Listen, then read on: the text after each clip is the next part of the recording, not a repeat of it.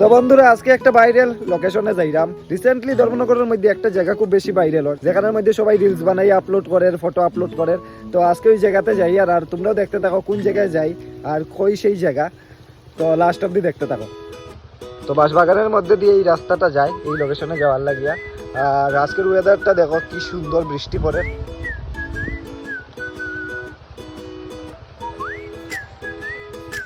তো গাইস আর একটু জায়গা গাইস, আমরা প্রায় লোকেশনের কাছেই আই গেছি। একটু জায়গা नए रास्ते चले हम नई राहें बढ़े। তো বন্ধুরা ফাইনালি আই গেছি সেই ভাইরাল লোকেশনে, যেটা এতদিন থেকে সোশ্যাল মিডিয়াতে ভাইরাল হর, ধর্মনগরের জায়গা। তো তোমরা দেখাই আর এই জায়গাটা।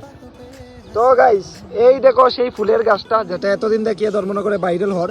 তো এই ফুলের গাছের নিচেই এতদিন দেখিয়া ধর্মনগরের সুন্দরী সুন্দরারা ফটো উঠিয়া ইনস্টাগ্রাম, ফেসবুক সব জায়গায় ভাইরাল করেন। তো আমি আইতে অনেক বেশি লেট হয়ে গেছে, যে কারণে এই গাছে এখন আর ফুল নাই। আমার অপেক্ষা করতে করতে সব ফুল মাটিতে পড়ে গেছে, তারপরে ছাগলে খাই দিছে। এখন আর কিচ্ছু রয়েছে না বাকি।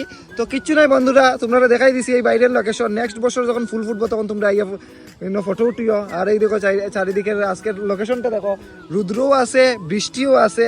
আজকে শিয়ালের বিয়া গাইস।